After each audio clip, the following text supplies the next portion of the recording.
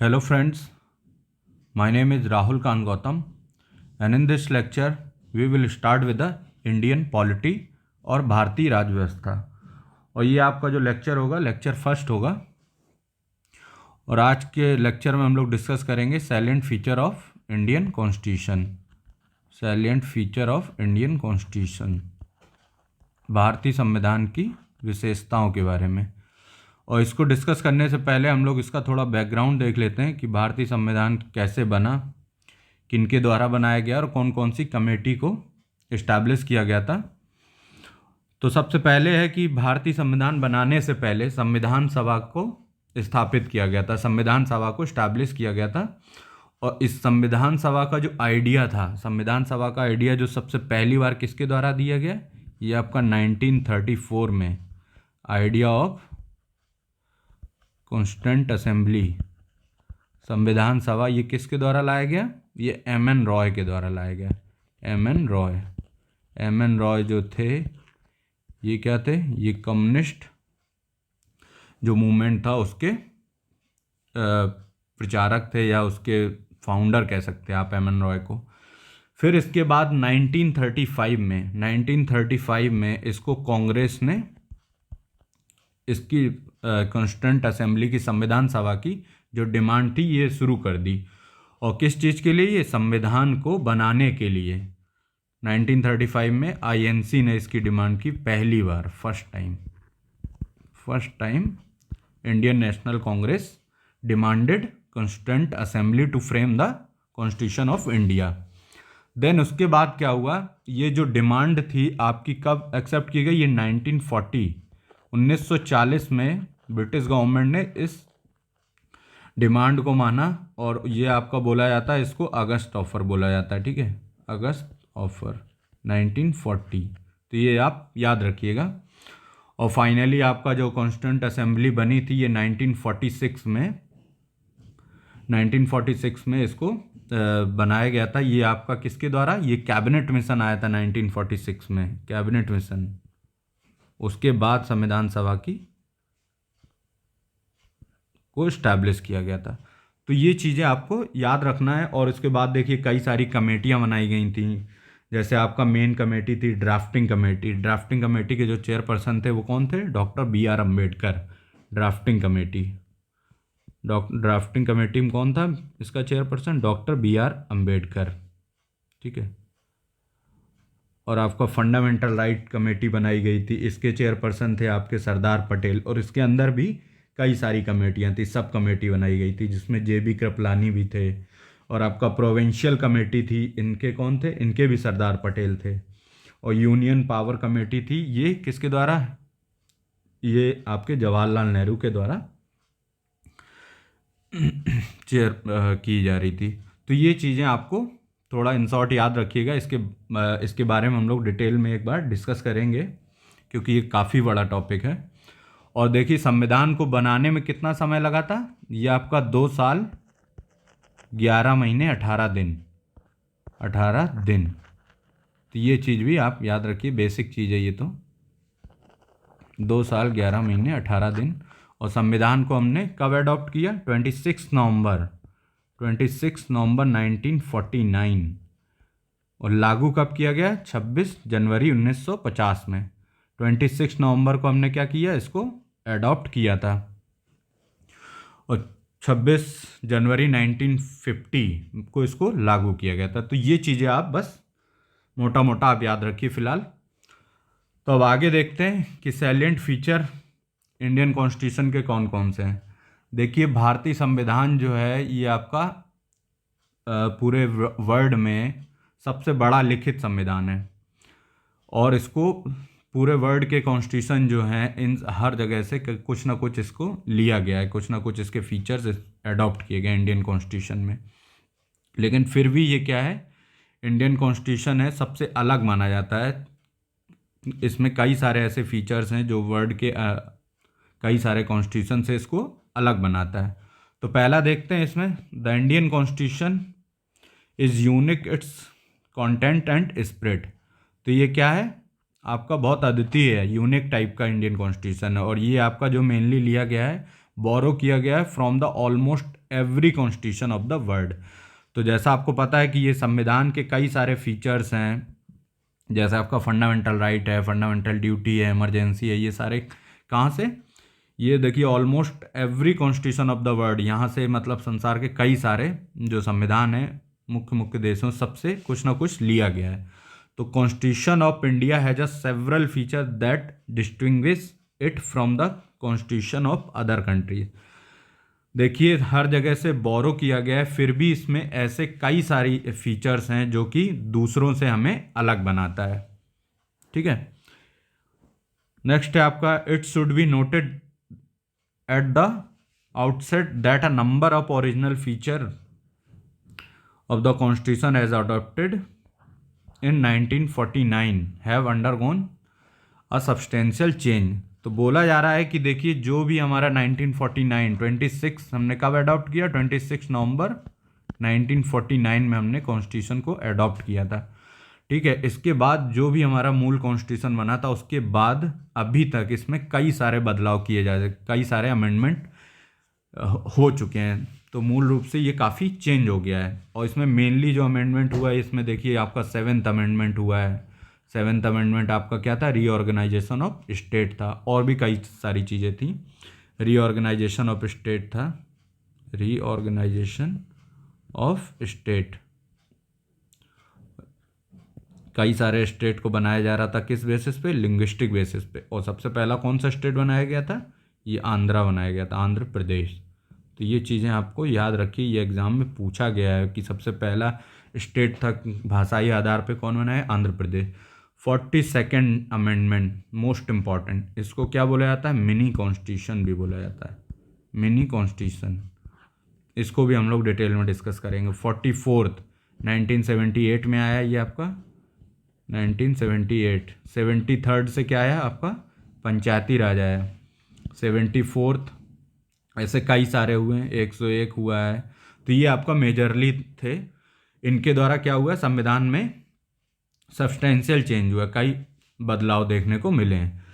फिर नेक्स्ट आपका in fact the 42nd amendment act 1976 में हुआ। ठीक है, is known as the mini constitution. तो आपका मिनी कॉन्स्टिट्यूशन किसको बोला जाता है, मिनी कॉन्स्टिट्यूशन, लघु संविधान या छोटा संविधान किसको बोला जाता है, ये आपका बोला जाता है 42nd अमेंडमेंट, ये 42वें संशोधन एक्ट को मिनी कॉन्स्टिट्यूशन बोला जाता है। Due to the important and large number of change made by this amendment. अब मिनी कॉन्स्टिट्यूशन इसलिए बोला जाता है कि इसके द्वारा संविधान में कई सारे बदलाव किए गए थे। इसको हम लोग बाद में देखेंगे। आपका है आगे इन केशवानंद भारती केस, ये बहुत इंपॉर्टेंट केस है। जब हम लोग बेसिक स्ट्रक्चर पढ़ेंगे ना तब आप इसको समझेंगे ये क्या है। केशवानंद भारती केस 1973 में आया, जिसमें सुप्रीम कोर्ट ने रूलिंग दी the constant power of parliament under article 368 does not enable it to alter the basic structure of Indian constitution. देखिए मोटा मोटा ये समझिए कि केशवानंद भारती केस में बोला गया है कि पार्लियामेंट के पास, सुप्रीम कोर्ट ने रूलिंग दी कि पार्लियामेंट के पास पावर है, संसद के पास पावर है संविधान को बदलने की, लेकिन क्या है, जो उसका मूल ढांचा है, बेसिक स्ट्रक्चर है, आप उसको चेंज नहीं कर सकते हैं। ठीक है, बेसिक स्ट्रक्चर को चेंज नहीं कर सकते हैं। तो अभी बस आप इतना याद रखिए, 1973 में केशवानंद भारती केस आया जिसमें आप बेसिक स्ट्रक्चर को चेंज नहीं कर सकते, बाकी जो संसद के पास पावर है आप संविधान के किसी भी भाग को, किसी भी इंक्लूडिंग प्रीएम्बल, फंडामेंटल राइट, आप किसी को भी चेंज कर सकते हैं। किसके द्वारा, आर्टिकल 368।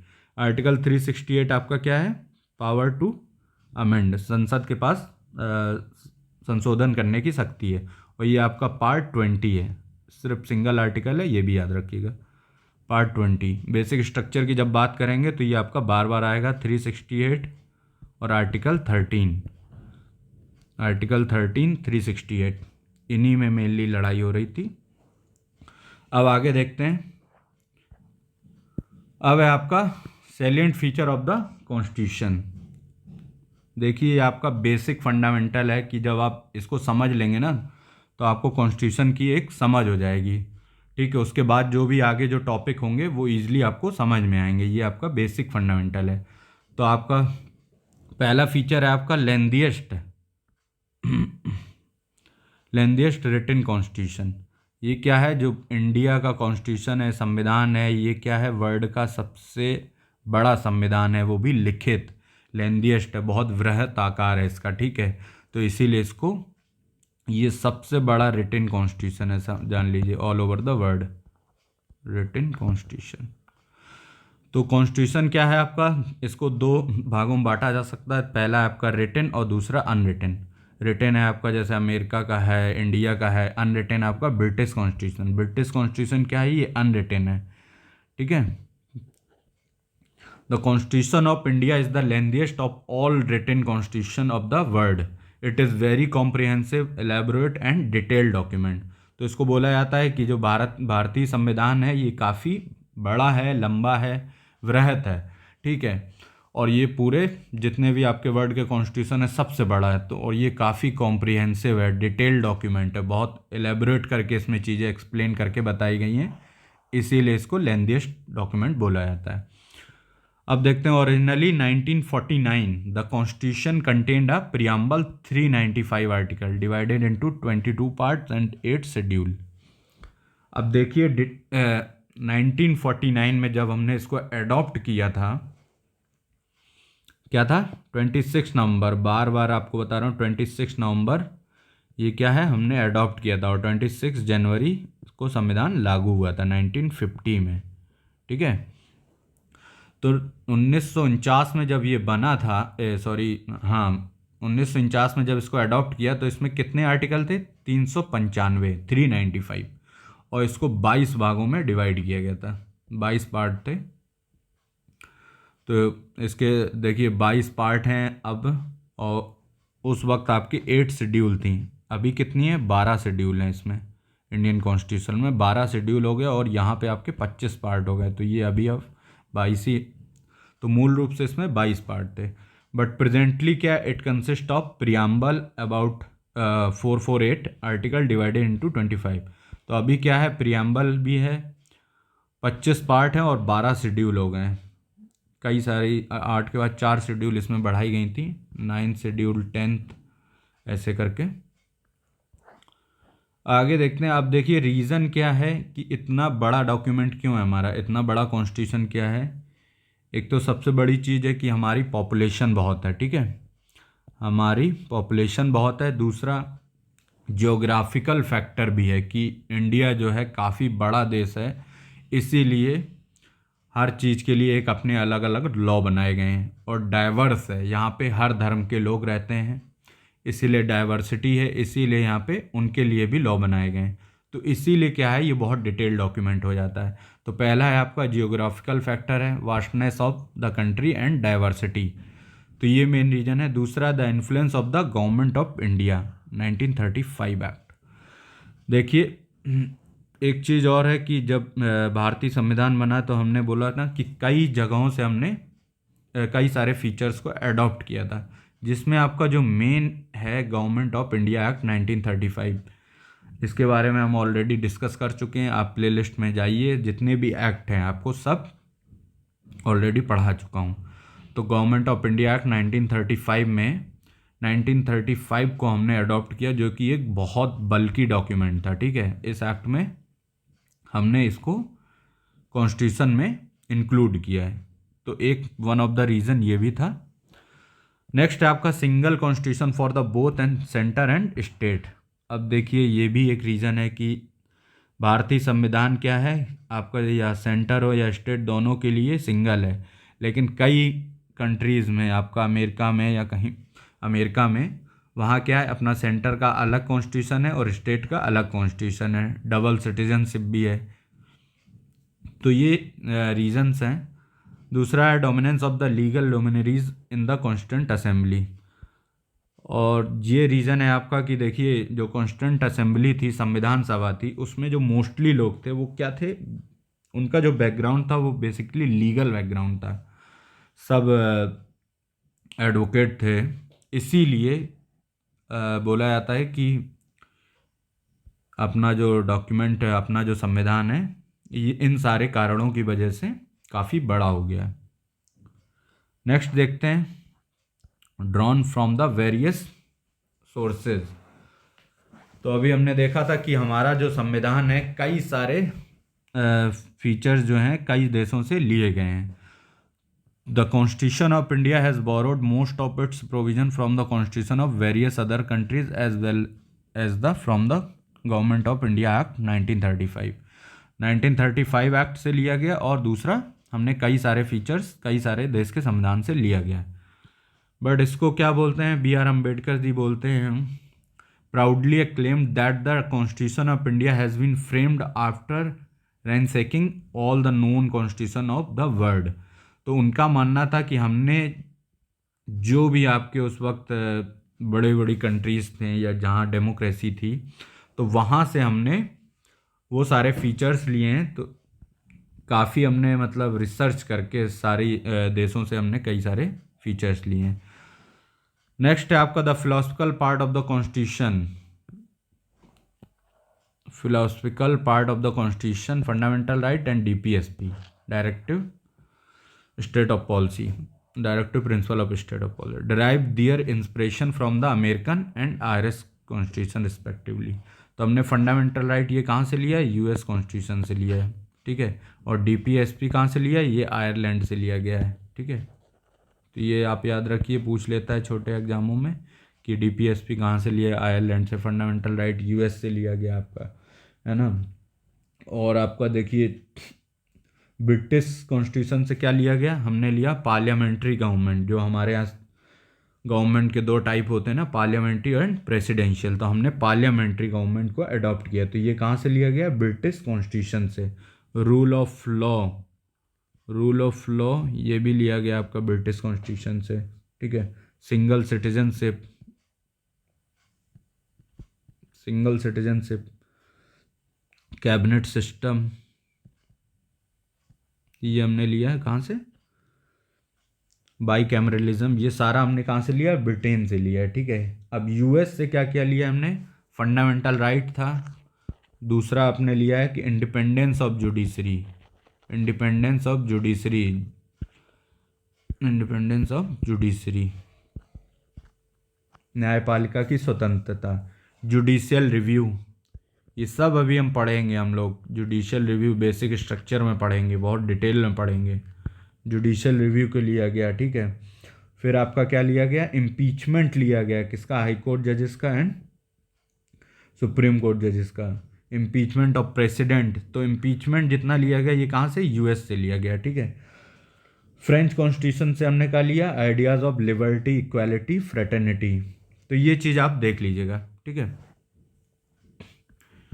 फिर आगे है आपका other provision of the constitution have been drawn from the constitution of Canada, Australia, Germany. Germany से हमने क्या लिया, इमरजेंसी प्रोविज़न लिए, इमरजेंसी प्रोविज़न। यूएसएसआर था आपका, यूएसएसआर से हमने क्या लिया, फंडामेंटल ड्यूटीज़ ली, fundamental duties, fundamental duties. France से हमने क्या लिया था, फ्रांस से लिया था liberty, equality and fraternity, liberty, equality and fraternity. तो ये आप, साउथ अफ्रीका से हमने क्या लिया, साउथ अफ्रीका से लिया अमेंडमेंट ऑफ द कॉन्स्टिट्यूशन, जो प्रोसीजर है संविधान को संशोधन करने का, procedure of amendment of constitution. तो ये हमने कहाँ से लिया, ये procedure of amendment of constitution, ये भी हमने लिया साउथ अफ्रीका से। जापान से हमने लिया procedure established by law, procedure established by law. संविधान को संशोधन करना, ये साउथ अफ्रीका से लिया गया है। लिबर्टी, इक्वालिटी, समानता और स्वतंत्रता और फ्रेटर्निटी, बंधुत्व, ये सब हमने कहाँ से लिया, भाईचारा, ये सब लिया फ्रांस से। फंडामेंटल ड्यूटीज़, मौलिक कर्तव्य, ये लिया हमने यूएसएसआर से। जर्मनी से हमने आपातकालीन, ये सारे लिए। आगे देखते हैं blend of the rigidity and flexibility. देखिए क्या है ना कि संविधान को संशोधन किया जा सकता है। देखिए संविधान कोई भी लॉ होता है ये क्या होता है, सोसाइटी के साथ इवॉल्व होता है, ठीक है। तो इसको संविधान को संशोधन करने की ज़रूरत कभी भी पड़ सकती है। तो इसीलिए देखिए मूल रूप से हमारे संविधान में 395 आर्टिकल थे, 8 शेड्यूल थे, लेकिन अब क्या है काफ़ी सारे आर्टिकल बढ़ गए हैं, 12 शेड्यूल हो गई हैं, 25 पार्ट हो गए। तो ये क्या है, रिजिडिटी एंड फ्लेक्सिबिलिटी। हमारा जो संविधान है वो फ्लेक्सिबल भी है और रिजिड भी है। ना तो इसको इतनी आसानी से इसको संशोधन किया जा सकता है, ना ही बहुत मुश्किल है, ठीक है। तो क्या है, rigid constitution is one that requires a special procedure for its amendment. Example American constitution. देखिए अमेरिकन कॉन्स्टिट्यूशन को अगर उसमें संशोधन करना हो तो क्या है, ये बहुत एक टेढ़ी खीर हो जाता है, क्योंकि बहुत रिजिड है वहाँ का कॉन्स्टिट्यूशन। रिजिड प्रोसीजर है उसको अमेंड करने का। लेकिन इंडिया में क्या है, इंडिया में क्या है, फ्लेक्सिबल है। ना तो बहुत रिजिड है ना फ्लेक्सिबल है, ठीक है ना। तो ये दोनों का मिक्स है। और फ्लेक्सिबल कहाँ का है, आपका ब्रिटिश कॉन्स्टिट्यूशन है, क्योंकि एक तो ये रिटन भी नहीं है। रिटन का मतलब ऐसा नहीं है कि इनके पास ये ऑफिस, हाँ, तो इसको क्या है, फ्लेक्सिबल बोला जाता है कि ये ईजिली आपका जैसे ऑर्डिनरी लॉ बनाए जाते हैं उनकी तरह इसको चेंज किया जा सकता है। But the constitution of India is neither are rigid nor flexible. तो ये क्या है, ना तो ये फ्लेक्सिबल है ना ही बहुत कठोर है, ना लचीला। ये दोनों सिंथेसिस ऑफ बोथ। तो article 368 provide for two types of amendment. अभी बताया था आर्टिकल 368 क्या है, पार्लियामेंट के पास पावर होती है संविधान को संशोधन करने की 368 में। और ये आपका किस पार्ट में है, पार्ट 20, पार्ट 20 में है, ये आपका सिंगल आर्टिकल है पार्ट 20 में। तो देखिए some provision can be amended by a special majority of parliament. देखिए कुछ प्रोविज़न है जिनको परिवर्तन करने के लिए या संशोधन करने के लिए क्या रहता है, स्पेशल मेजॉरिटी चाहिए होती है पार्लियामेंट की, 2/3 majority of the member, 2/3 member each house present and voting, ठीक है। तो हर हाउस में लोकसभा हो या राज्यसभा हो, दोनों में आपको 2/3 की मेजॉरिटी चाहिए and majority more than 50% of the total members of each house, ठीक है। नेक्स्ट आपका some other provision can be amended by a special majority of the parliament and with the ratification of half of the state. देखिए state की ज़रूरत तब पड़ती है जब कोई आप फेडरल स्ट्रक्चर को चेंज करेंगे। फेडरल स्ट्रक्चर, संविधान के किसी फेडरल स्ट्रक्चर को जब आप चेंज करेंगे तब आपको मोर देन हाफ स्टेट, इसमें क्या है जो आपके स्टेट्स हैं उनकी भी आपको कंसर्न, मतलब उनकी भी मंजूरी लेनी पड़ेगी। अब फेडरल स्ट्रक्चर क्या है, जैसे आपका है जैसे सुप्रीम कोर्ट है या हाई कोर्ट है या इलेक्शन ऑफ प्रेसिडेंट है, इनके बारे में अगर आप कुछ चेंज करने जा रहे हैं, इलेक्शन ऑफ प्रेसिडेंट है, तो यहाँ पे क्या है, आपको स्पेशल मेजॉरिटी बोथ हाउसेस की चाहिए, देन उसके बाद हाफ स्टेट की मंजूरी चाहिए, तब आप अमेंड कर सकते हैं। लेकिन याद रखिएगा जब फेडरल स्ट्रक्चर को चेंज करेंगे तब आपको स्टेट्स की ज़रूरत पड़ेगी, अदरवाइज नहीं पड़ेगी। नेक्स्ट है आपका at the same time some provision of the constitution can be amended by a special majority of the parliament. कुछ संशोधन क्या है, ऐसे ही आपका सिंपल मेजॉरिटी से हो जाते हैं, किसी स्टेट का नाम बदलना हो, ये सारी चीज़ें आपको सिंपल मेजॉरिटी से हो जाते हैं। जबकि अभी देखिए जम्मू कश्मीर में जो हुआ था ये आपका सिंपल मेजॉरिटी था। Parliament in the manner of ordinary legislative process, notably these amendment don't come under article 368। 368 के अंतर्गत ये नहीं आता सिंपल मेजॉरिटी, ठीक है। नेक्स्ट है आपका फेडरल सिस्टम विद यूनिटरी बायस। तो जो भारतीय संविधान है ये देखिए फेडरल इसका नेचर है, बट क्या है ये कभी समटाइम ऐसी, मतलब कभी कभी ऐसी सिचुएशन हो जाती है जब ये यूनिटरी हो जाता है, ठीक है। तो कब यूनिटरी हो जाता है ये देखते हैं। और फेडरल किसको बोलते हैं, the constitution of India establish a federal system of government. अब फेडरल सिस्टम क्या है, देखिए ये यूजुअल फीचर फेडरेशन क्या होते हैं, टू गवर्नमेंट का मतलब सेंटर स्टेट है ना, और आपका ग्राम पंचायत, ये सारी क्या है, मतलब डिवीज़न ऑफ, सेकंड आपका division of power. Division of power से मतलब है सेपरेशन ऑफ पावर। ये आपका देखिए जुडिशरी, एग्जीक्यूटिव, लेजिस्लेचर। फिर आपका रिटन कॉन्स्टिट्यूशन भी है, सुप्रीमेसी ऑफ कॉन्स्टिट्यूशन है, इंडिपेंडेंट जुडिशरी है। ये आपके जो कैरेक्टर हैं, ये जो विशेषताएं हैं, ये किसकी हैं, फेडरल सिस्टम की। एंड बाई कैमरलिज्म, दो सदन, लोकसभा, राज्यसभा, विधानसभा, Vidhan Parishad. However the Indian constitution contain a unitary feature. अब देखिए इसमें यूनिटरी फीचर भी हैं। अब ये कौन कौन से हैं यूनिटरी फीचर? एक है स्ट्रॉन्ग सेंटर। अब स्ट्रॉन्ग सेंटर कैसे है? डिसेंट्रलाइजेशन ऑफ पावर तो है, सेंटर स्टेट और आपके ग्राम पंचायत को भी हैं, लेकिन स्ट्रॉन्ग सेंटर है आपका, देखिए जब इमरजेंसी लागू होती है, इमरजेंसी अगर किसी स्टेट में इम्पोज की जाती है तो आपकी जो पावर होती है वो किसके पास आ जाती है, सेंटर के पास आ जाती है। ठीक है, तो इस सिचुएशन में आपका क्या होता है, जो सेंटर होता है, केंद्र सरकार होती है, ये क्या हो जाती है, मजबूत हो जाती है। ठीक है, ये ज़्यादा पावरफुल हो जाती है, या तो प्रेसिडेंट अपना कोई प्रेसिडेंट के द्वारा हैंडल किया जाता है। तो ये क्या है, स्ट्रॉन्ग सेंटर है। सिंगल कॉन्स्टिट्यूशन, और यहाँ पे क्या है दूसरा, ये सेंटर और स्टेट के लिए सिंगल, ये आपका एक संविधान है, एक संविधान की व्यवस्था की गई है। यहाँ स्टेट के पास अपना कोई संविधान नहीं है।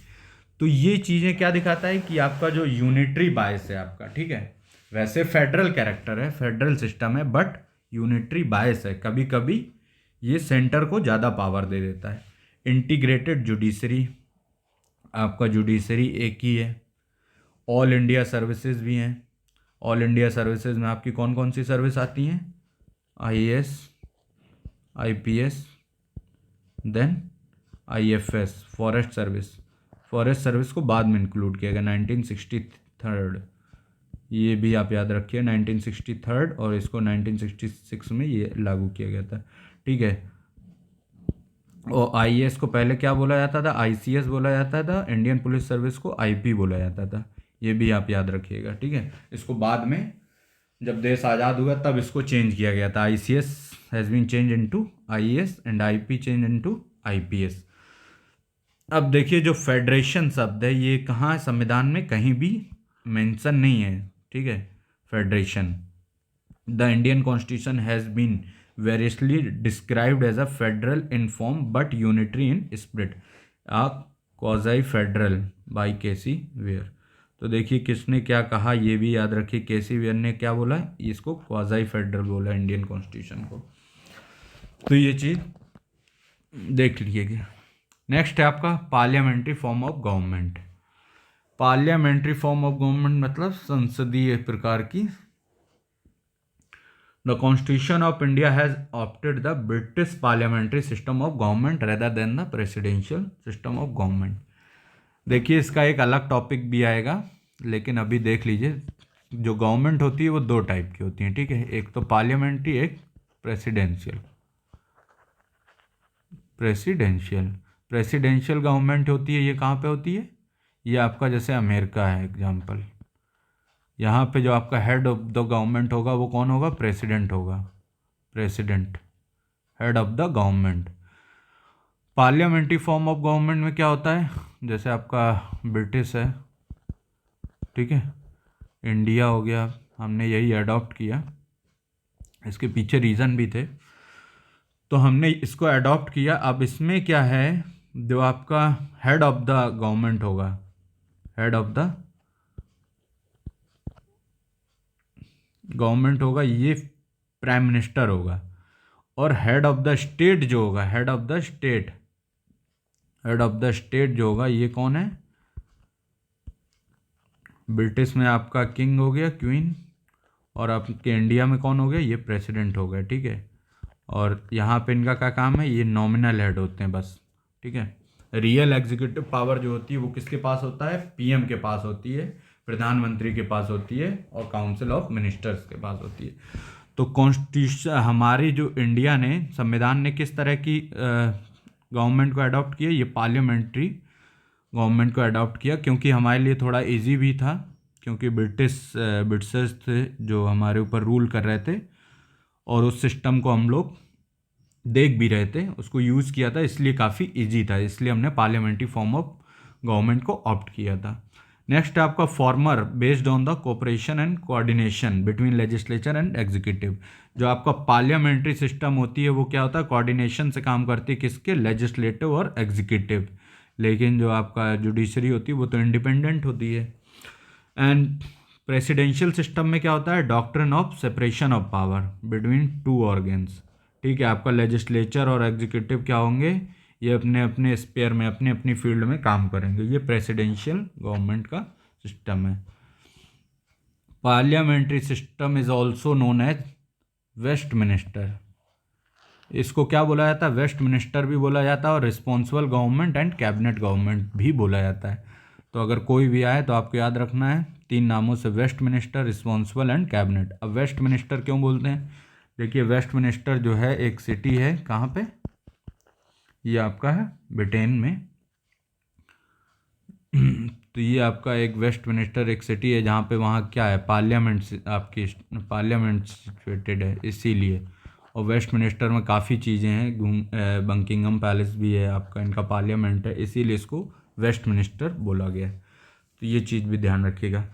अब पार्लियामेंट्री गवर्नमेंट के फीचर क्या होते हैं, presence of nominal and real executive. जो आपको बताया, नॉमिनल आपका कौन होगा, ये आपके प्रेसिडेंट होंगे, और ब्रिटेन की वजह तो क्वीन होंगी, ठीक है।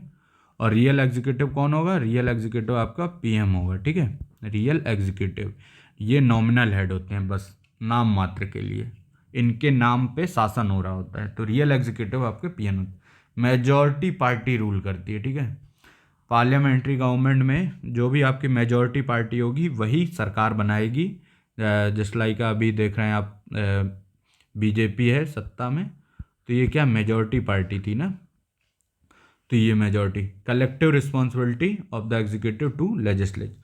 और जो एग्जीक्यूटिव होता है ये किसके लिए आंसरेबल होगा, ये लेजिस्लेचर, ये आपका ये इनकी रिस्पॉन्सिबिलिटी रहेगी। और आपका dissolution of lower house, PM चाहेगा तो डिसॉल्व कर देगा सदन को, लोकसभा को, और इलेक्शन अनाउंस कर सकता है, पहले भी कर सकता है। PM has the power to announce election earlier, ठीक है। तो ये चीज़ आपको याद रखनी है। नेक्स्ट है आपका, Indian parliament is not a sovereign body like British parliament. Further the Indian state has an elected head Republic while the British. तो देखिए जो इंडियन पार्लियामेंट है is not a sovereign body नहीं है, ठीक है। लेकिन ब्रिटिश पार्लियामेंट क्या है, ये सॉवरन बॉडी है। और Indian state has a elected head. जो हमारा हेड है, ये हेड कौन है, हेड ऑफ स्टेट कौन है, प्रेसिडेंट को बोला जाएगा ना, हेड ऑफ स्टेट। जो प्रेसिडेंट हैं ये क्या हमारे यहाँ इलेक्टेड होते हैं ना, इलेक्टेड होते हैं, मतलब रिपब्लिक, चुने जाते हैं डायरेक्टली या इनडायरेक्टली। तो ये इनडायरेक्टली चुने जाते हैं बाय द पीपल, क्योंकि इनको चुनने वाला कौन है, एमपी और एमएलए हैं। और एमपी एमएलए किनके द्वारा चुने जाते हैं, ये जनता के द्वारा चुने जाते हैं। तो इनडायरेक्टली बाय द पीपल कह सकते हो आप प्रेसिडेंट को। और ब्रिटिश स्टेट में क्या होता है, आपका जो हेड होता है ये क्या होता है, हेरिडेटरी होता है, मोनार्की होता है। मतलब यहाँ पे इलेक्शन नहीं होता है, ये पीढ़ी दर पीढ़ी, राजा का बेटा राजा, वो वाली कहावत है। तो ये चीज़ आप। नेक्स्ट है आपका synthesis of parliamentary sovereignty and judicial supremacy. Doctrine of sovereignty of parliament associated with the British Parliament while the principle of judicial supremacy। देखिए इसमें क्या है ना, हमने एक कौन कौन से फीचर कहाँ से लिए गए वो याद रखिएगा। देखिए जो पार्लियामेंट की सोवरेंटी है ये आपका कहाँ से रिलेटेड है, ब्रिटिश में क्या है, पार्लियामेंट जो है सोवरेन है, ठीक है। और आपका जुडिशियल सुप्रीमेसी या इंडिपेंडेंस ऑफ जुडिशरी, ये कहाँ से लिया हमने, अमेरिका से लिया गया है, ठीक है। तो ये चीज़ बोल रहा है। The Supreme Court, on the one hand, can declare the parliamentary laws as unconstitutional through its power of judicial review, and Parliament, on the other hand, can amend the major portion of Constitution through its constant power। देखिए same चीज बार बार बोल रहा है। Supreme court क्या है, supreme court के पास power होती है जुडिशियल रिव्यू की, ठीक है। ये आपका किस केस से आया था? ये आपका है केशवानंद भारती केस से, केशवानंद भारती केस से, ठीक है। इसको हम लोग जब बेसिक स्ट्रक्चर पढ़ेंगे तब चीज़ें और भी क्लियर हो जाएंगी, और बेसिक स्ट्रक्चर में आपका कई सारे केसेस को पढ़ना है। केशवानंद भारती, गोलकनाथ केस, सज्जन सिंह केस, ऐसे कई सारे केसेस के बारे में पढ़ना है। तो सुप्रीम कोर्ट है, अगर पार्लियामेंट कोई भी ऐसा लॉ बनाती है जिससे आपका फंडामेंटल राइट को इंक्रोच होता है या उसका कह सकते हैं वायलेशन होता है, तो क्या है, सुप्रीम कोर्ट उसको वॉइड कर देगी, ठीक है। ये आपका क्या है, जुडिशियल रिव्यू की पावर है, ठीक है।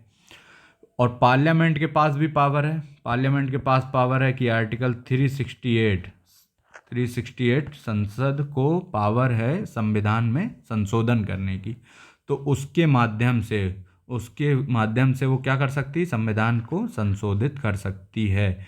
तो ये क्या है, दोनों चीज़ों का सिंथेसिस है कि सुप्रीम कोर्ट जो आपका जुडिशरी है उसको भी इंडिपेंडेंस है, और आपका जो पार्लियामेंट है उसको भी सोवरेन।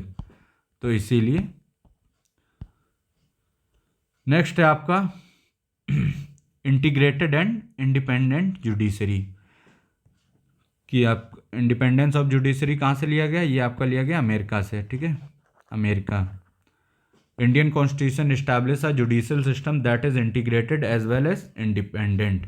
तो आपका जुडिशरी जो है वो स्वतंत्र है। सरकार के देखिए गवर्नमेंट के 3 पार्ट होते हैं, गवर्नमेंट के 3 पार्ट हैं, legislature, executive and judiciary. Legislature का काम होता है लेजिस्लेचर क्या होती है, लॉ बनाती है, मेक द लॉज, ठीक है।